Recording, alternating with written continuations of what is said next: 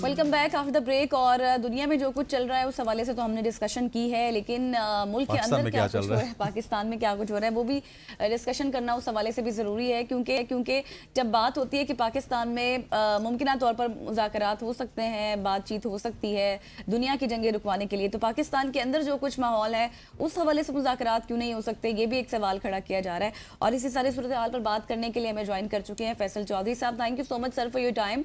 फैसल साहब बताइएगा, साहब की सेहत के हवाले से स्टार्ट करते हैं। कहा जा रहा है कि उनको एक और इंजेक्शन भी लगा दिया गया है और वही सूरत हाल रात के अंधेरे में पिम्स अस्पताल लाया गया और वहां पर हुआ। तो अब कैसी है कंडीशन उनकी?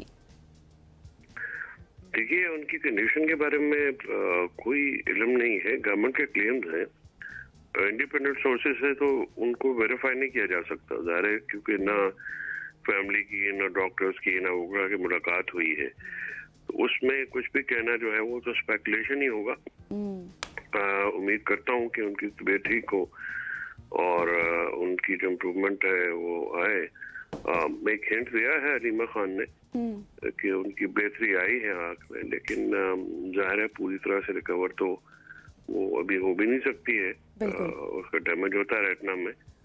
तो अब उनकी तबीयत कैसी है, किन हालात में रखा गया है, ये एक अलार्मिंग बात है।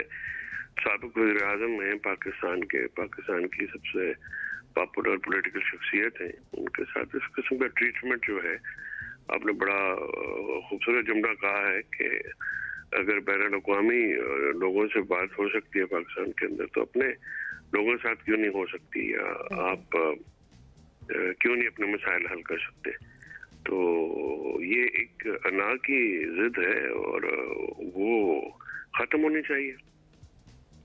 जो सब क्या आप समझते नहीं है कि अब वक्त आ गया है कि चलें, अगर वो तहरीक इंसाफ के लोगों की मुलाकात नहीं करवा सकते खान साहब से कि वो पैगाम लेके आते हैं, बाहर बता देते हैं, तो कुछ ऐसे इंडिपेंडेंट लोग हों जो इमरान खान साहब से मुलाकात कर लें और उनकी सेहत के हवाले से उनके चाहने वालों को आगे आगाह कर दें, ताकि जो एम्बिग्विटी है इस वक्त उसको ख़त्म किया जा सके। बिल्कुल बिल्कुल, आपकी बड़ी साहिब तजवीज़ है। और ये सबसे बड़ी बात तो देखिए, खानदान के लोगों का ये कानूनी हक है कि वो उनसे मिले, और इस हक को कोई भी डिनाई नहीं करता। ये ज़ाहिर है अपार्थाइड का टाइम तो नहीं है, इसमें नेल्सन मंडेला को 27 साल जेल में रखा गया, तो ये तो बुनियादी हक है कैदी के भी। तो अगर वो उसको अगर उसको ऑब्जर्व नहीं किया जाता तो ये जाती की बात है। लेकिन चले, अगर आप ऑल्टरनेट करना चाह रहे हैं तो आपकी बड़ी जबरदस्त तजवीज़ है, उस पर अमल होना चाहिए।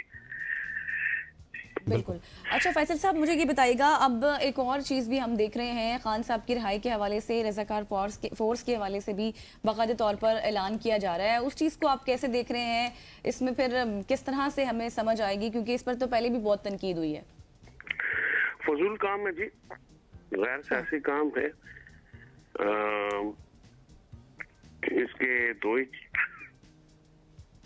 जी सॉरी मैं We understand, sir. We understand. Take your time. तो इसकी दो ही चीजें हो सकती हैं जी। देखिए, या तो ये मामला से तवज्जो हटाने की बात है कि कोई संजीदा तो ये बात लगती नहीं किसी तौर पे भी। रिहाई फोर्स ये वो नहीं हुआ करती, सियासत में हिकमत अमली होती है, वो है नहीं है। और अनफॉर्चुनेटली जो पीटीआई की मौजूदा क़यादत है वो नाअहल क़यादत है, उससे कोई बात नहीं बन पा रही है। लेकिन ये भी ज़ाहिर है लगाए तो इमरान खान साहब ने है और उनको फैमिली की आशीर्वाद हासिल है। तो फिर अगर आप एक नाकाम तजर्बा बार बार करेंगे और समझेंगे कि उसका नतीजा मुख्तलिफ आएगा, वो नहीं आएगा। माजी में नून लीग हो, पीपल्स पार्टी, उनकी सेकेंड ईयर लीडरशिप बड़ी इफेक्टिव थी और उन्होंने अपने कायदीन को जो है वो आहिस्ता आहिस्ता इस चीज से निकाल लिया था। लेकिन पीटीआई में तो कुछ जो काम की क़यादत थी, जैसे अली आफरा जैसे वर्कर हैं, वो आज गिरफ्तार कर ली गई हैं। बाकी तो मुझे तो फ्रैंकली इस चीज की समझ नहीं आती कि कौन एडवाइजर है, क्या संजीदगी का आलम अगर ये है, फिर इस पे तो अफसोस ही किया जा सकता है ना जी। बिल्कुल ऐसी है। फैज साहब, आपकी तबीयत भी आज ख़राब है और thank you so much for joining us, get very well soon. Faisal Chaudhry sahab हमारे साथ मौजूद थे और आज उनसे हमने गुफ्तगू की है मुल्क की सियासत के ऊपर, और स्पेशली जो आखिर में उन्होंने बात की इस हवाले से हमने बात करनी थी, लेकिन क्योंकि वक्त भी ख़त्म हो गया और फैसल साहब की थोड़ी सी तबीयत भी ख़राब थी, आलिया हमज़ा, जिनको आज गिरफ्तार किया गया है और बताया गया है कि 9 मई के मुकदमात में वो शामिल तफ्तीश भी थी, एक जेल से दूसरी जेल उनको मुंतकिल किया गया और उनको वापस जो है वो कटहरे में लाने की कोशिश की जा रही है। सो ये कुछ सूरत हाल थी मुल्क की सियासत की, जिनके ऊपर हमने सैरासिल गुफ्तगू की है फैसल चौधरी साहब के साथ। यहाँ पे वक्त वो चाहता है एक शॉर्ट सी कमर्शियल ब्रेक का, ब्रेक लेते हैं, वापस आते हैं हमारे साथ।